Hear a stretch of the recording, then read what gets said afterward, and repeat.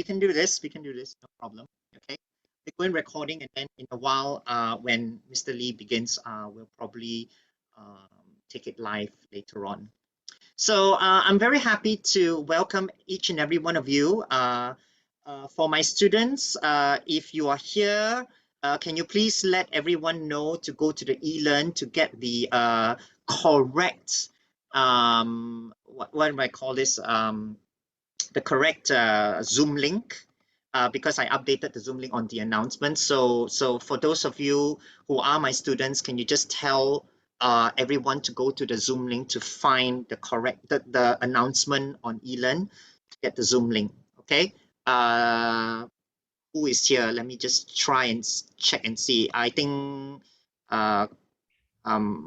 Jamal, you're here. Ziyang, you're here. So yeah, so please ask everybody to go to the eLearn, the students, and get the correct Zoom link. I made a mistake. I gave you guys the wrong Zoom link.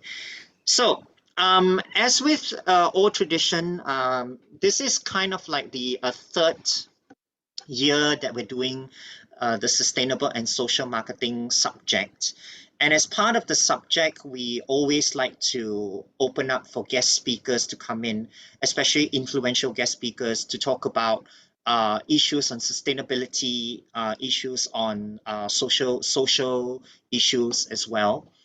And one of the things that I try to use this platform for this particular subject is to enable us to talk about lots of stuff that's related to our world, the issues relating to things that we see around our world, and how we can do better as the world as well. At this point, because we noticed that the pandemic is slowly we're slowly coming out of a pandemic, and I'm very happy to start off this season with Kiwanis, with a representative from Kiwanis, a very honored representative from Kiwanis, as I know, Mr. Yong, who has been a member of the Kiwanis Kuala Lumpur Club since 1993, and he told me to write down there some 29 years ago. And he also served as its president from 1998 to 1999, and the first governor of Kiwanis in 2000 to 2001. Kiwanis International Trustee 2011 to 2014, and Kiwanis Asia Pacific Chair 2016 to 2017. So currently now, Mr. Lee is the Aspect Growth Chair to support membership growth and the new club opening of Kiwanis Asia Pacific region. And professionally, Mr. Lee is a chartered accountant with more than 40 years of financial management experience in several countries. So we are very, very happy to have him here with us. And with the students, I hope you guys will find that this particular talk will be beneficial to all of you. And this is one of those talks that, if you remember, I mentioned to not just learn from the people around you, but always strive to learn and appreciate sharing from people who are different from you. So I'm glad that I have this opportunity to bring in guest speakers like Mr. Lee and more later on. Okay, so sit back, enjoy, and let's hear from Mr. Lee. And at the end of the session, I will give you guys a link intermittently during Mr. Lee's talk for you to ask questions should you want to, or if you want to ask questions to Mr. Lee directly after the session, you can identify who you are and then ask your question. Okay, Mr. Lee, the floor is yours. Okay, thank you very much, Professor Derek Ong. I'm so honored to be invited by you to give a short presentation to your students. And I've invited some friends from all over the world, and particularly there's one, Danielle, come all the way from New Caledonia. Am I right, Danielle? So we got friends around the world in Kiwanis, and at the end of the day, we invite you to join Kiwanis, or we'll set up a Circle K club, which is a junior Kiwanis club in your college, if you like. Okay, so that is the bonus at the end of this talk. Derek was a featured speaker at our club, Kiwanis Club of Kuala Lumpur, recently. And the picture behind me is our pride and joy, our project, which is the Kiwanis Down Syndrome Foundation National Center. It is a school, and it will be the subject of today's talk. So to start off with, let me play a short video, and we will take it to the PowerPoint slides. Okay, so let's see the video. Okay, and I click on the video, learning how to do this. And we will start from the beginning. Every year, about 500 babies in Malaysia are born with Down syndrome. To help these children and families, the Kiwanis Club of Kuala Lumpur created the Kiwanis Down Syndrome Foundation National Center. The Signature Project provides an early intervention program to guide children and parents through a child's physical and mental development. Children between the ages of 2 months and 6 years learn motor skills, language, reading, writing, and social skills through a specialized curriculum taught by specially trained teachers. A parent attends classes too, so the lessons can be repeated at home. The Kiwanis Down Syndrome Foundation National Center has between 130 to 150 children attending class at one time. It has inspired several Kiwanis clubs in the Malaysia district to start similar Down syndrome projects in their communities. Okay, so a short clip, which is this clip was accompanying a prize-winning ceremony when our project was judged as the gold winner of signature projects around the world. So our club, one of 8,000 clubs around the world, and we won this contest in 2018 in Las Vegas. We are very proud. Okay, so now we'll go to the presentation proper, and I would like to now share with you the presentation, if I may, straight away, and learning how to use this Zoom. Okay. Okay, and if you can just tell me that you are now seeing the PowerPoint. Yes, we are. And okay. Just to let you all know that we are being live streamed on my Facebook. So Catriona, I know you're here. If you want to share the live stream out, not to put Mr. Lee next year, but let's make him famous, shall we? Okay, let's get to the world. You have my Facebook, so you can share it out from my Facebook as well. Yes, Derek. Yes, Mr. Lee Kuan Yong. This is all Catriona's doing. All right. Yes. So, we do know how to market people, don't we? I know. It's good. It's good to share this information. It's very pride and joy of our club. Okay. So the topic is sustainability and social endeavors. Professor Derek Ong put this subject to me and said, you know, just take it away. So I have to think about how to present these materials to you. And this is a Kiwanis perspective, right? As Professor Ong said, I'm the past Kiwanis International Trustee, which is international board member where I served in 2011-2014, which gave me a global perspective of our global organization.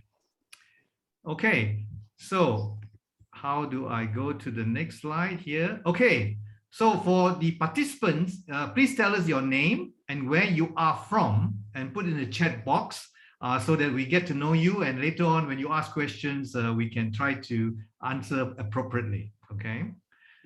So what is Kiwanis? This lecture here today is about Kiwanis perspective. And Kiwanis is a global organization of volunteers dedicated to improving the world, one child and one community at a time. Our motto is serving the children of the world. So the objects of Kiwanis, now these are the principles that all Kiwanis members, 170,000 of the members around the world, plus another 200,000 youth members, we subscribe to these objects that was set up in 1924. So it's quite a long time, and this like some kind of a very high ideal that we try to emulate. To give primacy to the human and spiritual, rather than to the material values of life.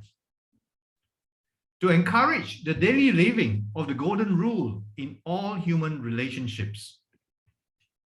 To promote the adoption and the application of higher social, business, and professional standards. To develop by precept and example a more intelligent, aggressive, and serviceable citizenship. To provide through Kiwanis clubs a practical means to form enduring friendships, to render altruistic service, and to build better communities. And to cooperate in creating and maintaining the sound public opinion and high idealism which make possible the increase of righteousness, patriotism, and goodwill. So these are the 6 objects that we recite at every Kiwanis meeting around the world, 8,000 clubs. The history of Kiwanis. It was started in 1915 in Detroit, Michigan, USA. We have 180,000 members in 8,000 clubs in 85 countries. Kiwanis was introduced to Malaysia in 1976, 46 years ago, with the charter of the Kiwanis Club of Kuala Lumpur, which is my home club.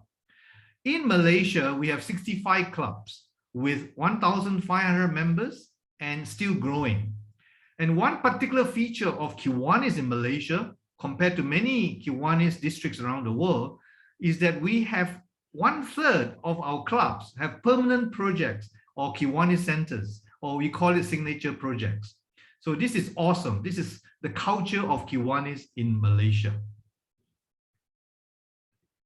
So the Kiwanis structure, just to give an idea, because we are talking about social endeavors and sustainability. So we got to understand how Kiwanis is structured.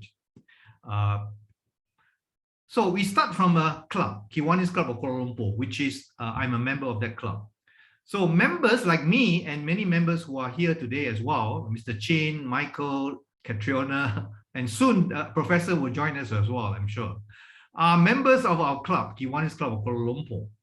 And the club is a member of Kiwanis International, right? We have this big worldwide organization that was started 107 years ago in 1915. So the club is a member of the international. Members are members of a club. Now, we form many clubs around Malaysia, and when we have a certain number of clubs and certain number of members, we form a district. And 22 years ago, we formed the Kiwanis Malaysia district in order to support these clubs. And the district will then coordinate with Kiwanis International to deliver that support to the club. So you can imagine, we've got so many 8,000 clubs around the world, but Kiwanis International set up districts in order to support the clubs locally. And we have about 50 districts around the world. We have Japan district, we have Taiwan district. Of course, they are bigger districts than us, okay? And there are 9 districts in Asia Pacific region. And we also set up another organization called ASPAC in order to support these districts in Asia and coordinate with international to deliver that support. So you can see the structure is such a way that the club is there, the members are there on the ground, but there is organization structure to support them and to promote them and to inspire them. Now, each club is allowed to do their own projects. And my home club, right, and many other clubs do their own thing. My home club in particular, about 33 years ago, set up a Down Syndrome National Center, okay, and which is this social and endeavors that we are going to talk about. Now, this is our pride and joy, as I mentioned many times. And at the same time, we form a foundation. Now, this is an organization that allows us to get a tax-exempt status from the Ministry of Inland Revenue. Okay, so we have a project, but we also want to make sure that we have the structure to support it and also to bring revenue. And from the foundation, we are able to then set up and support other centers, other Down syndrome centers around the country. So we have Klang Center as well, JB Center, and Malacca Center and Kulai Center that comes under the umbrella of the foundation in order to deliver the service of these centers to the children with Down syndrome in their local community. All right. So today we are going to talk about one center, but it is replicated in the other centers as well around the country. So back to the subject at hand, sustainability and social endeavors, a Kiwanis perspective. Social endeavors, are many, as I told you just now. There are 20 centers around the country, a very special culture that we have in Kiwanis in Malaysia. So I told you about the Kiwanis Down Syndrome Foundation National Center in JB, Klang, Melaka, and Kulai. We also have other social endeavors like Job Training Center, supported by another Kiwanis club. Kiwanis Care Hut Center in Johor Bahru, supported by Kiwanis Club in Taman Sentosa. Kiwanis We Care Center, supported by the Kiwanis Club of Kluang Mandarin. Kiwanis Kuantan Children's Center, supported by another Kiwanis Club in Kuantan. And Kiwanis Hope Garden Society, supported by Kiwanis Club of Johor Jaya in Johor Bahru. So these are just a few examples of the 20 centers I mentioned, right? Of this, they are called social endeavors in your language, as what Professor Derek is telling me. And in Kiwanis Down Syndrome Center, we mentioned there was a gold winner. We already showed you the video. So we will go to the next point here, which is sustainability, right? We set up all these social endeavors, but how do we sustain them? So let me take example of Kiwanis Down Syndrome Foundation National Center, which is a permanent project of the Kiwanis Club of Kuala Lumpur, my home club. Our members, and there are 50 of us, are primarily responsible for the sustainability of this one center. Fundraising is critical to this sustainability, and sound operating policy is equally critical. So these are the key things that we as club members have already set about to make sure that our social endeavors, the KDSF-NC, is sustainable over the long haul. And it has been successful in a way because this school was set up 33 years ago, and today it is operating stronger than ever. Some of the sustainability policies, all right, I would like to share with you. The annual operating cost now is 1.2 million ringgit. Going back to 33 years ago, we started with one rented bungalow, 2 teachers, and 12 students. And I think the annual operating cost there must be very, very low, a very small fraction. But it has grown to today where we have 160 students, 20 over teachers, and the operating cost has gone up to 1.2 million. Now, our main fundraising event is our National Treasure Hunt, which you notice is very longer than the center because the Treasure Hunt fundraising started even before we started this project. And today we are raising about 300,000 ringgit to 500,000 ringgit a year, okay, about half the operating cost of this center. We get donations received from various generous organizations and individuals. And we use social media for fundraising, but this is an area that we are not doing very well. And we invite students from your university to come and help us because you guys are very good at that, all right? So at the end of this seminar, please give your name and we'll invite you to come and help us to raise funds through the social media. Now, parents also pay monthly fees of about 250 ringgit to 350 ringgit per child, which is about 30 to 40% of the monthly cost. Now, if parents cannot afford, we will give them more subsidy for those parents. But essentially, they don't pay the full fees, right? They pay only 30 to 40%, so that they have a commitment to this project. They will have committed to bring the child to the center every day of the week to be educated and to be trained. Now, above all, in order to be sustainable, we need to keep a healthy reserve. For example, our center has at least reserve for 3 to 5 years, so that in case some years, like during the last 2 years of lockdown, where the donation really have come down a lot, we have our reserve to be able to sustain us. And we must continue fundraising, even though we have some healthy reserve, because fundraising is like something that when you stop, it can be very difficult to start again. So when we have a reserve, we don't just rest on our laurels. We'll continue to raise funds every year so that we can sustain this project for a long, long time to come. So these are some of the key things that I just want to share with you about our policies that have put us in good stead to sustain this project for the last 33 years. Okay, a little bit about this Down Syndrome Foundation. You saw the video, so I'll quickly share with you some of the features.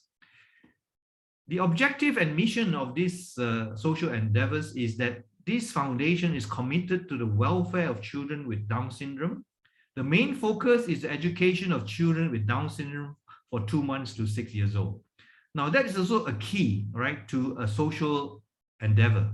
We don't try to do everything, right? We focus very, very sharply on 2 months to 6 years old, and we want to educate them.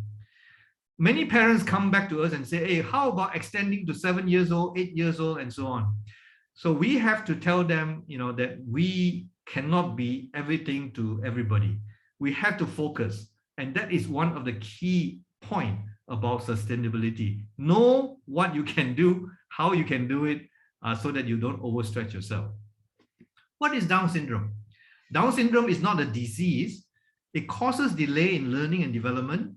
It's extra copy. A Down syndrome child has an extra copy of the chromosome 21, right? We have 46 chromosomes, so a Down syndrome person will have 47 chromosomes, which is actually 23 pairs, right?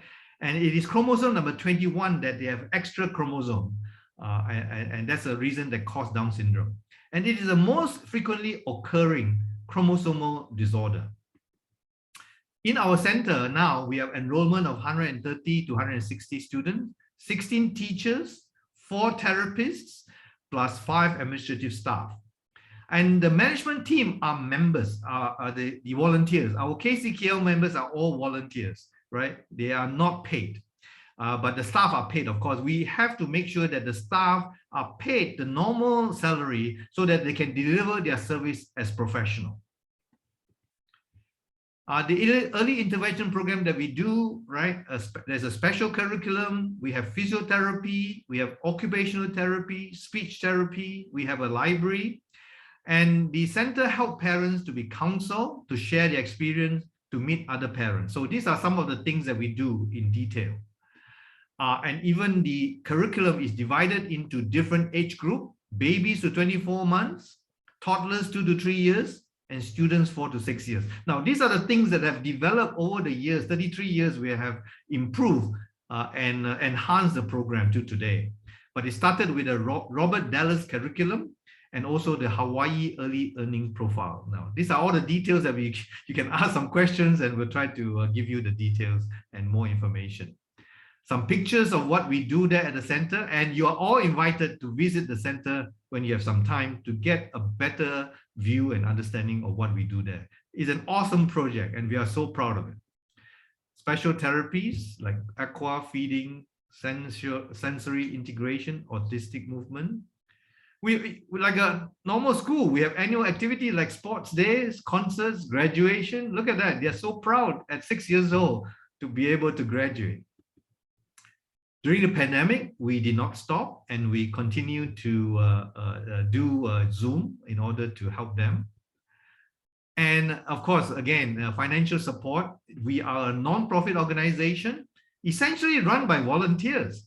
We don't receive grant from the government or any corporate organization, but many corporations are very generous, and many individuals as well. And so we depend solely on public donation.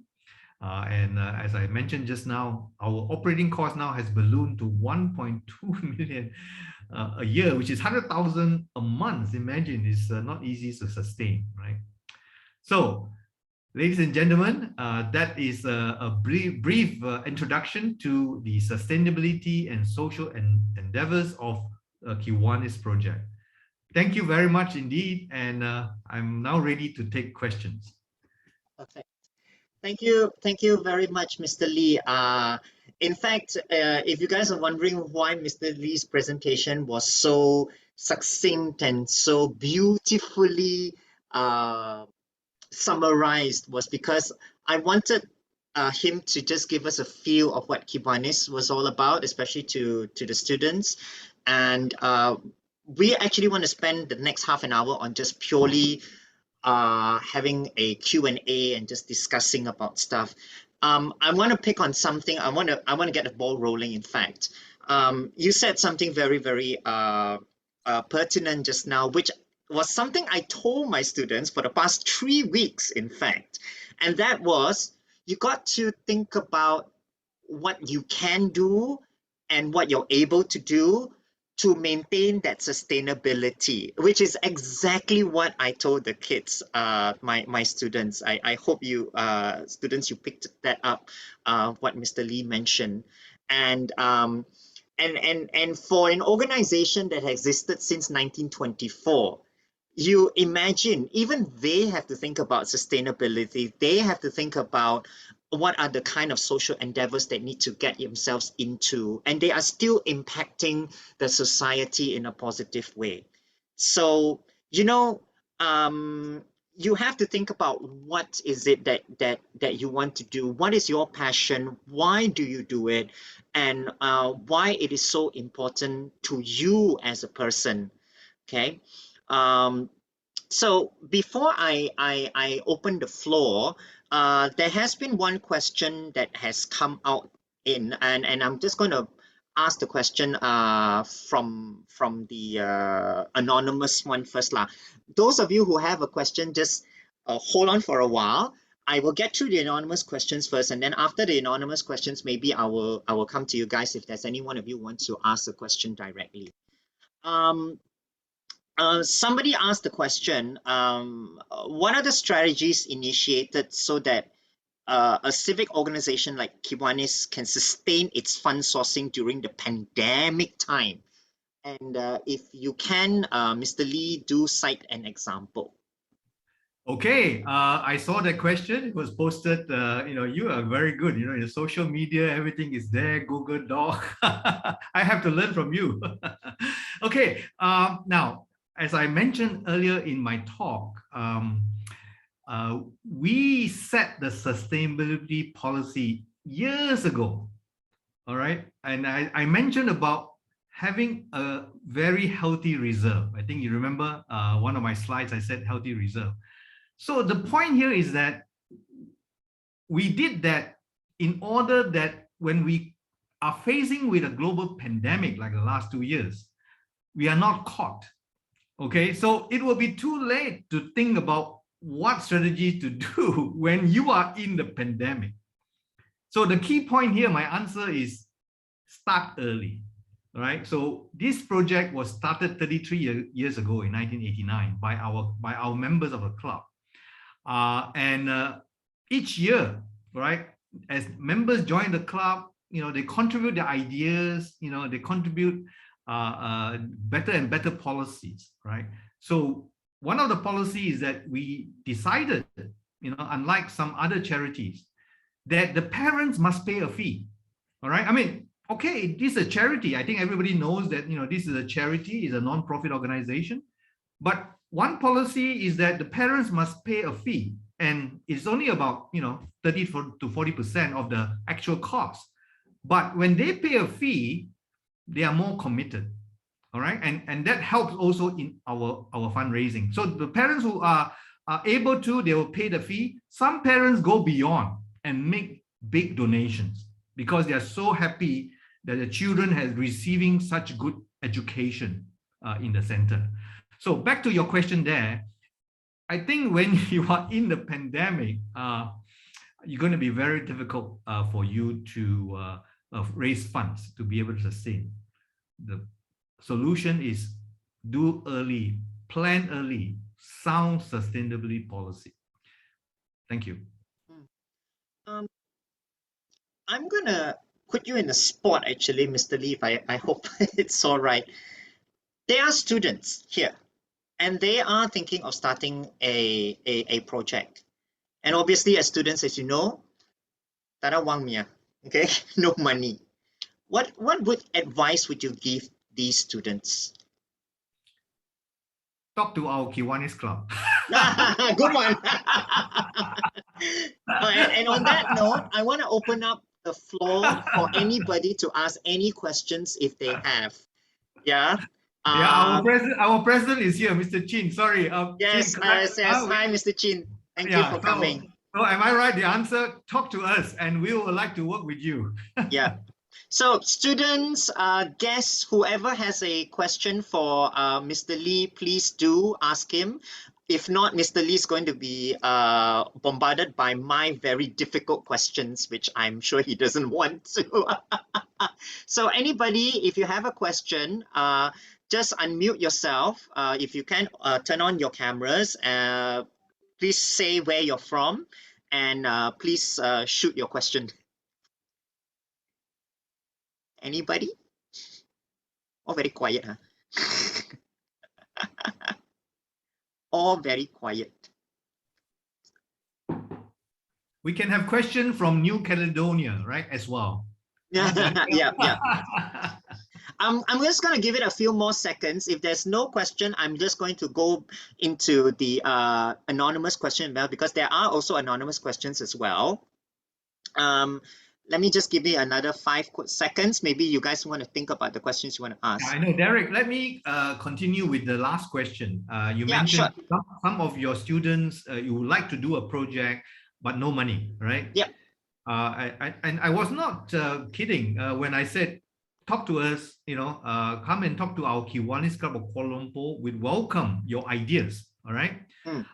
And we also know that we can work with you because you have so many ideas.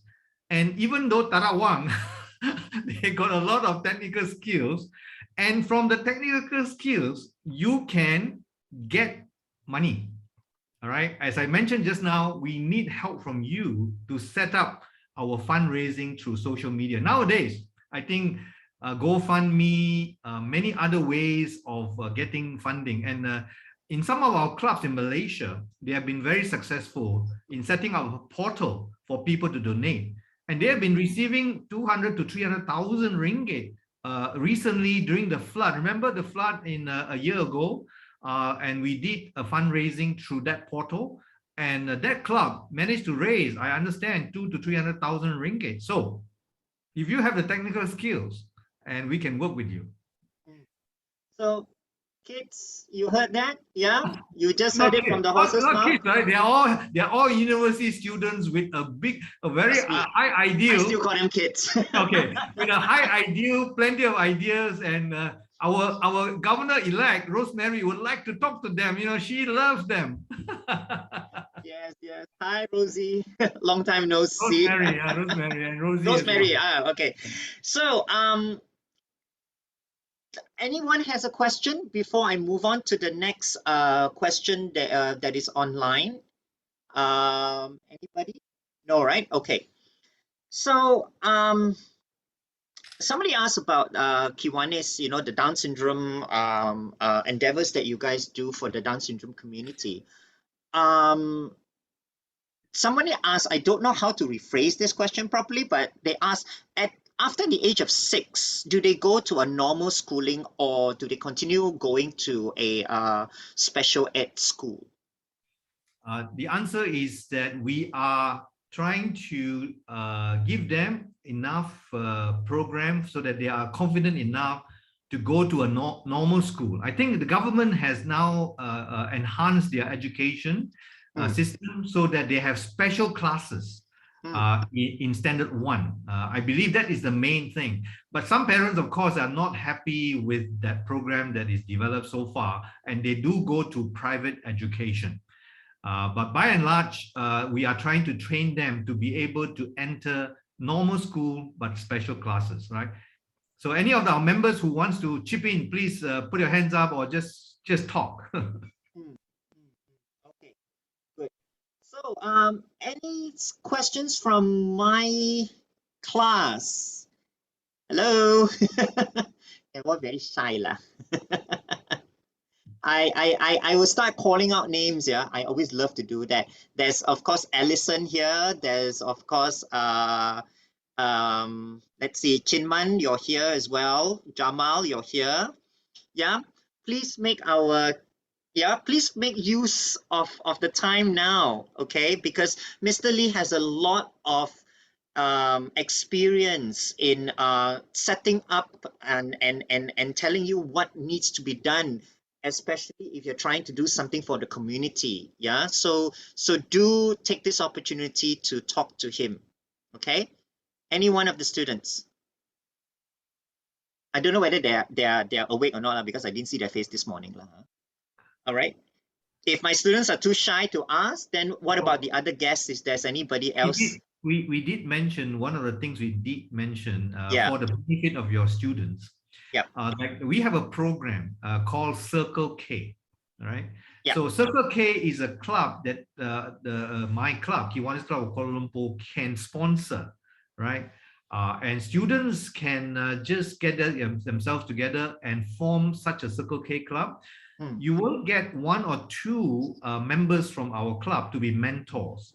We will come to your meetings once a month, and we're supposed to just give you some structure, but you will run that club yourself, right? The mentor normally should be seen but not heard, right? There's a lot of guidebooks that we will help you to form this new Circle K club in is that Sunway University? Yes, Sunway University. Yeah, so in your university or in some department, some campus. So if any of your students are interested, please contact us or put your email, your contact number in the chat, and we will get back to you. And I will pass to Mr. Chin, our president, to say a few words on that possibility. Okay. Mr. Chin. Mr. Chin, you want to say something? Thank you, Kuan Yong. I believe that we can do something with Sunway. In Kiwanis, we have such thing as key clubs, K clubs, and these are meant for young people, especially students in secondary schools, in universities. These act as a link for us to motivate young people to be involved with charitable endeavors, and this will be this is something that we can look forward to doing together with you. Okay, so that is a welcome to your students to form themselves into a club. It is very exciting because there are many such Circle K clubs around the world, right? In the US, particularly, this was set up in the US. And once you are a Circle K club in your university, you can connect with any of the, I believe, about 2,000 such clubs around the world. And for those students who are thinking of going to the US to study, you immediately have this linkage with your fellow Circle K members, right? Rosemary, I don't know whether you were a Circle K member or you know somebody who's a Circle K member. So our incoming governor, Rosemary, please, share with us some of these connections. Sorry, if I may, sorry, I have to interject here because I have a student who wants to ask a question. Alison, would you like to unmute yourself and ask the question directly to our guests? Sorry, yeah. Okay. Hi, I'm Alison, and I'm one of Dr. Derek's student from Sunway Uni. I actually have a question that, because I see in the website, you guys are mostly taking care of Down syndrome's individuals. So I was wondering, like, maybe if there's any other factor, like people with visual impaired or blindness, do you guys help them as well, or just Down syndrome and individuals? I will ask our governor-elect, Rosemary, to answer because she has been focusing on that area recently. Rosemary. Okay. Hi. Thank you, Kuan Yong, and thank you, Derek. In terms of other areas of help, somehow because of our predecessor who kind of focused on Down syndrome, that was where our community kind of grew from, whether it was teachers or parents who had Down syndrome children. If you notice, all the other centers are doing special education needs. So they range from autism to cerebral palsy to everything. And we also have physically challenged individuals. In terms of deafness or or blindness, we don't have like a whole community of them. However, because Kiwanis do collaborate with other organizations, so we have done so with the school. It's called the Center of they call themselves Silent Teddies, which are social enterprise name, but they came from the School of the Deaf in Jalan Ampang. So I've journeyed with them for over 10 years already. So they don't have to start a Kiwanis club, but Kiwanis can go in and help them as individuals or as a club. Do they need funds? So the service chair in the club will kind of like pitch it to the club or to the board and say, for this year or for the next 5 years, can we support this on a long-term project? So that's the flexibility we have as an organization. Yes, I was a Circle K member in the university in US. So that was where I got exposed to service leadership. But there in the States, it's not like Malaysia. Malaysia, very dynamic. There is like, okay, visit old folks' home, visit orphanages. We don't have food aid like we do here, or flood aid. We have real need and emergencies here where we somehow, you call a friend in Kiwanis, they will do it. Like when we did a lockdown, we had the 10-kilometer lockdown. So it's like, I just call Kiwanis, hey, I have 5 families in your area. Can you go and get food for them? That's where the network of the Circle Kers and the key clubbers or even our club members will help you with your need. If I can answer the earlier question, Derek, about your passion and they want to start up and then talk to the clubs, right? Yeah. What I noticed is there are many various ways. So starting something because of your passion comes from a need. It's not just an idea, because if it's an idea, it's not sustainable because Yes. your buy-in and your heart may not be long-term.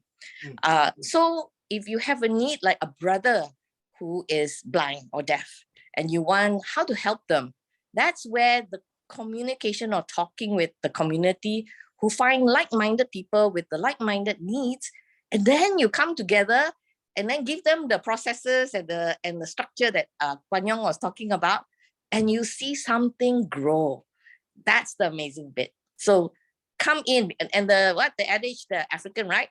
You want to go fast, you go alone. But if you want to go far, you go together with the community. Thanks, Rosemary. I've already told the students that passion is one thing, but you've got to understand what is the need of the community if you're gonna do something, right? Jamal, if you don't mind, I'm gonna put you on the spot right now. You did mention to me that one of your projects was talking about looking at education, yeah? And Jamal, I hope you're there, yeah? So why don't you tell Mr. Lee and the whole group here, what is your passion and how do you think Kiwanis can come in and help you? Unmute yourself and talk. Hello, can you hear me? Yes. All right. So my name is Jamal. Of course, I'm a Dr. Derek student.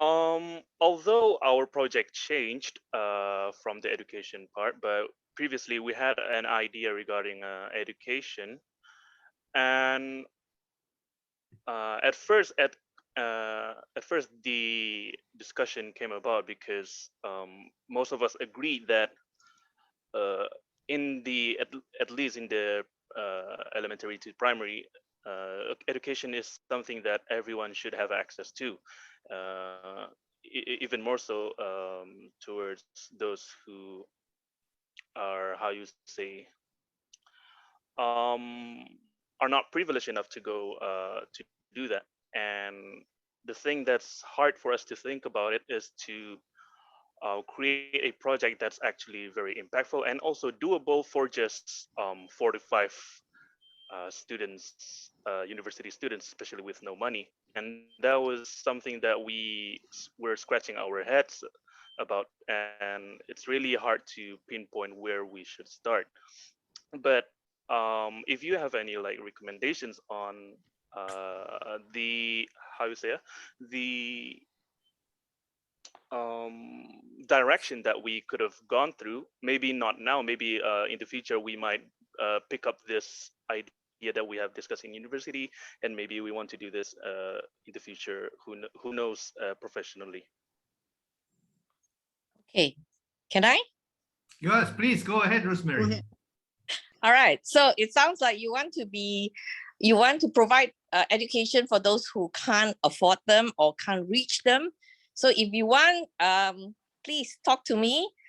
We have a group of people who wants to bring education into the Orang Asli community in the jungle instead of taking them away from their parents out into the city to go to school. So that's one, whether we can use technology and all that.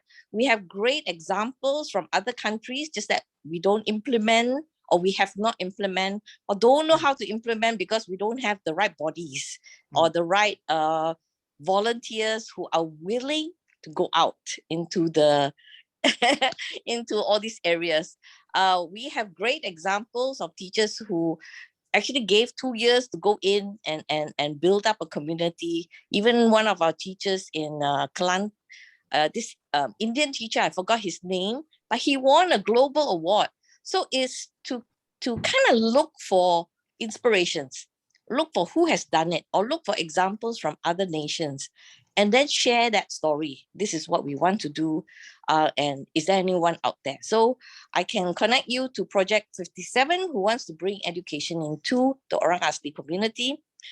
We need special education teachers everywhere, because in KL, Penang, Johor, very easy.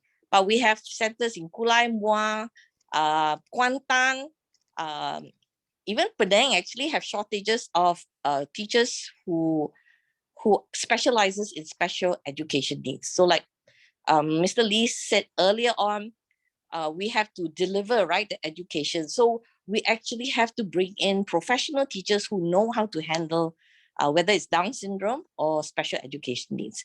So that you can start with volunteering. So please come volunteer at our centers. Start with that. Start with experiencing, meeting the community. Then you can see what are the needs out there, what are the shortfalls, and where you can come in to fill the gap. Like even social media, how to do social media to help. Rosie, over back to you. Rosie? Hi, Thank you for the answer. Jamal, are you done? Yeah, okay. Just to add to Mr. Lee, come to us to discuss further or set up a Circle K. Okay, one of the projects that we are doing now, it's we have been doing for the past 39 years, is our Kiwanis Treasure Hunt. We raise fund through our Kiwanis Treasure Hunt. We raise fund for our center, KDSF, and also for the other projects that is doing that by our Kiwanis Club Kuala Lumpur. So I would like to invite Professor Derek and your students to come in to join us, because in this team, you will learn many categories.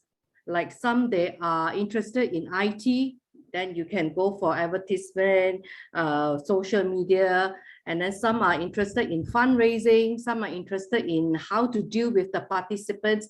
There is a lot of categories that you can explore and you can learn. So if you like to join us for that, just email me for a chat. We can discover, we can develop many things from there. Okay, Pro. Thank you, Rosie, for that. Alison, go ahead and ask a question. So once again, it's me. So I have a question that last time I used to work with one club as well. They will do like bi-monthly, bi-weekly type of food aid. So it's like a soup kitchen. So we don't give them like in a bulk, but we give them per meal.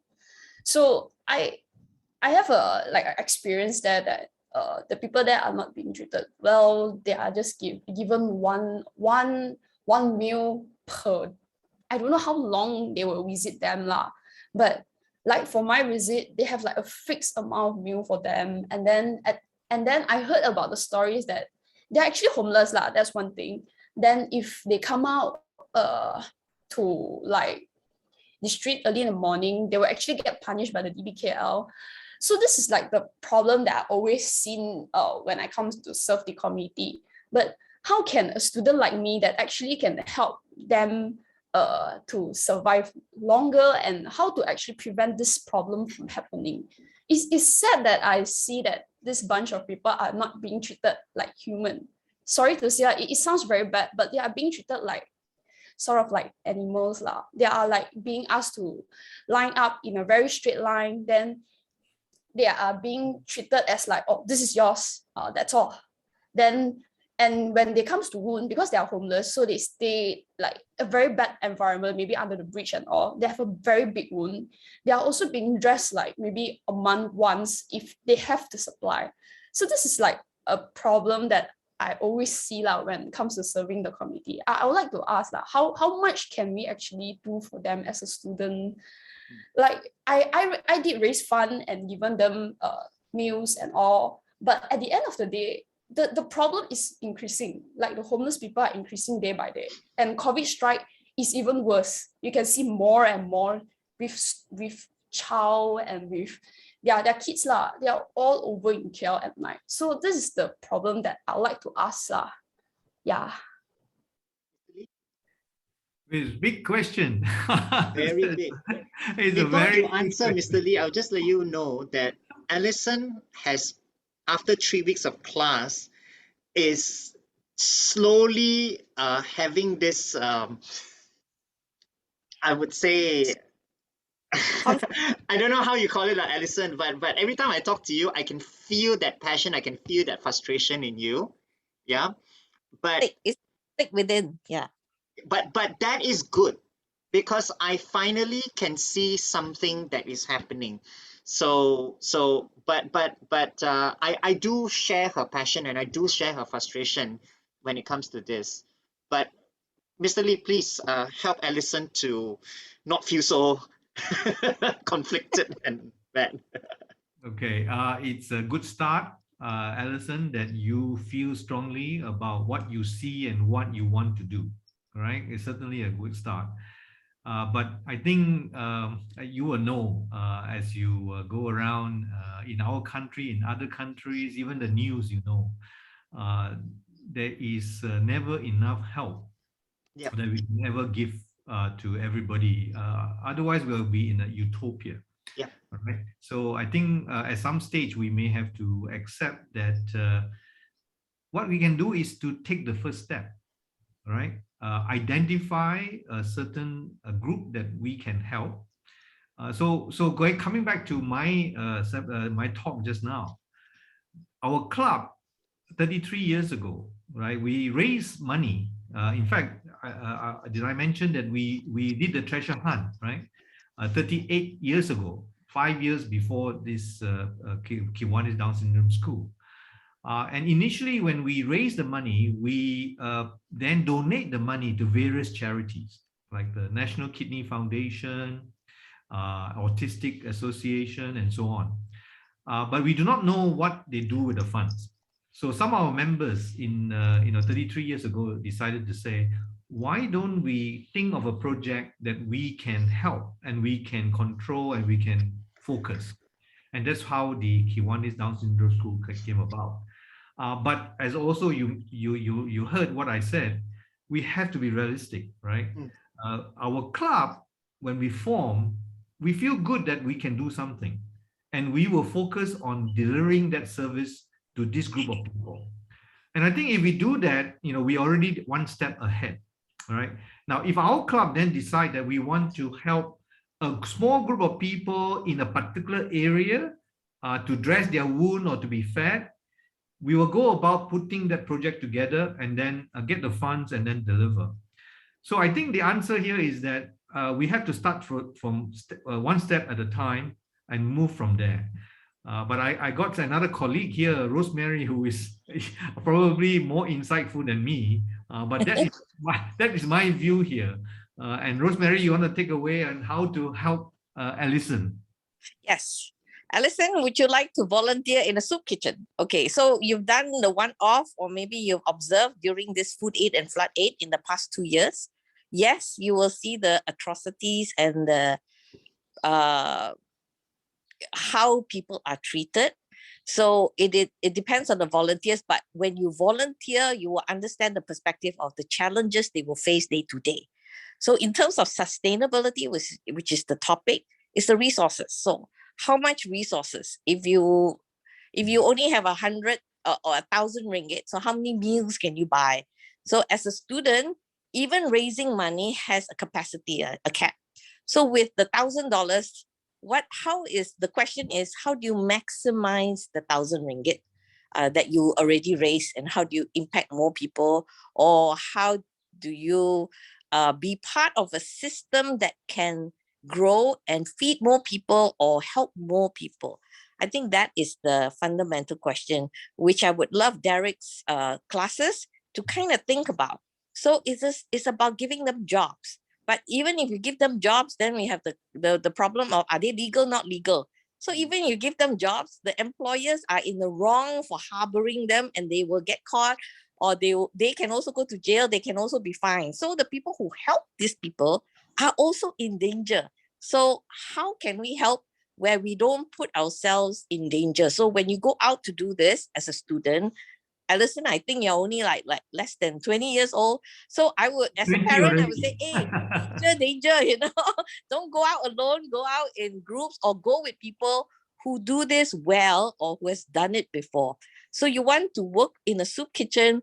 There are various soup kitchens that would be more than willing to get volunteers. And then when you're there, talk to them, talk to the people who come in for the food. What is their situation? Talk to the organizers who created the soup kitchen. What are their challenges? If you go and talk to William Chia, who was also our speaker before, he will tell you all kinds of stories and challenges. And then maybe with that, as a class, you can sit down together how to brainstorm in terms of solving all those issues, because it has to do with government authorities. Are they legal, not legal? Why are they not getting help? Why are they not getting jobs? Or is there companies that can give them jobs who are bold enough to do that? Can we do something like that as a community as a whole, not just as a volunteer? Rosemary, I share with them two important things, and I want to pick up what you have shared, which, in fact, what you, Rosie, and Mr. Lee has said, you're actually repeating my lectures to the students. There were two things that you picked up. Number one is you got to talk to the people to find out their need. Because if you don't talk to people, you are only assuming what they need. You cannot do that. Number two is when it comes to sustainability, and you mentioned about funds, there are many other ways that you can do a lot of things, because when we talk about marketing, we always think about price as in dollar and cents.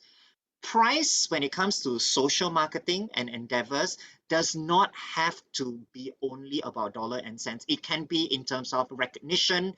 It can be in terms of name and shame, right? To deter somebody from doing something. And it can also be in terms of sacrifice of time and money. Time and effort, right? So it doesn't always have to go down to the dollar and cents. So you're basically, you said, kids, if you don't want to listen to me, listen to them. They are basically telling you the same thing I'm telling you. Okay. So we just affirmed you, Derek. Okay. Exactly. Right. Thank you for that. Thank you so much. Now, I'm very conscious of time.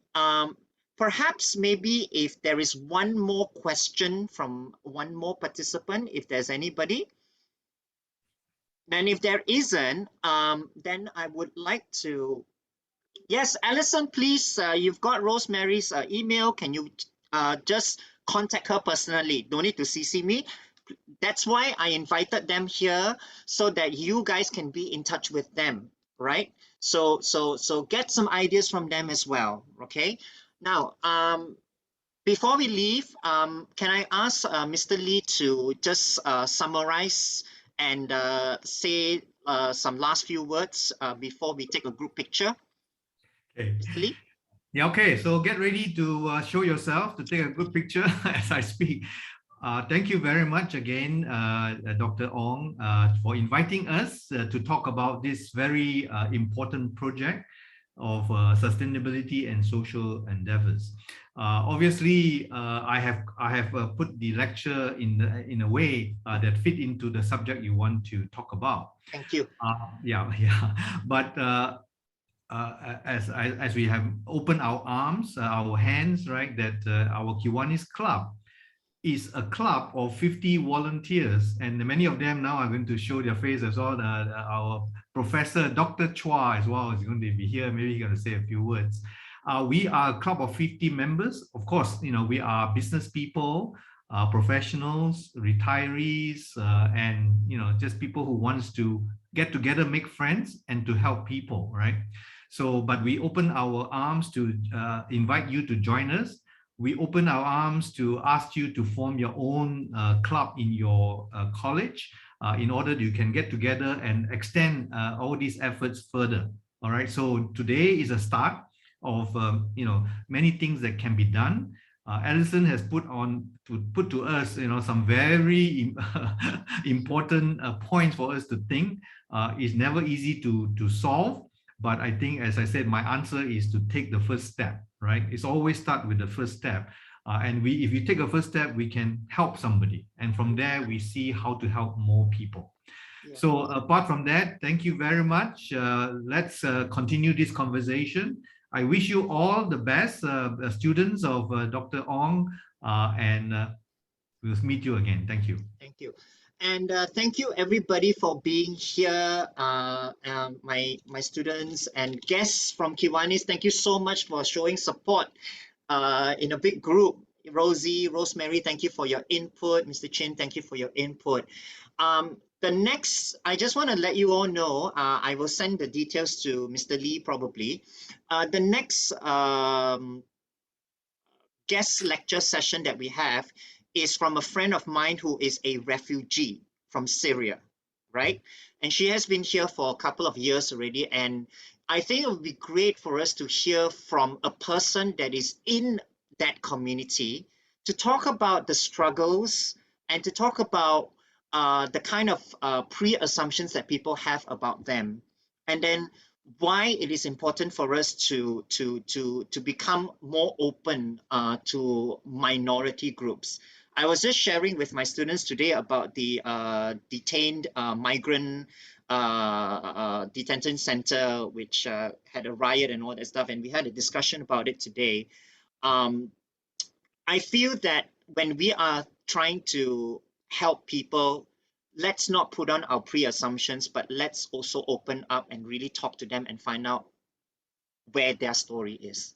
So with that, I already took my picture already. Thank you very much while Mr. Lee was talking. Take some more because we have Dr. Chua just now was coming on. Yes, I took his picture, yes. Michael Chu, we want to see Michael Chu. Catriona just came back from holiday, so we want to see how her suntan is. She didn't get a suntan. I just saw her yesterday. No suntan. Okay. Can we take another picture then? Can we take another picture then? All right. Okay, take one picture with all these wonderful people. Thank you. All right, one more picture and okay, we're done. So thank you everybody again. Take care of yourself and stay safe, and we will be in touch again, everybody. All right. Thank you. Thank you. Thank you. Have a good time. Bye-bye. Thank you very much, Kuan, Yong, and Derek. Have a good weekend. Thank you. Thank you. Thank you, Danielle. To see you in Indianapolis, right? Thank you, everyone. Bye. Bye. Bye. Bye. Bye. Bye.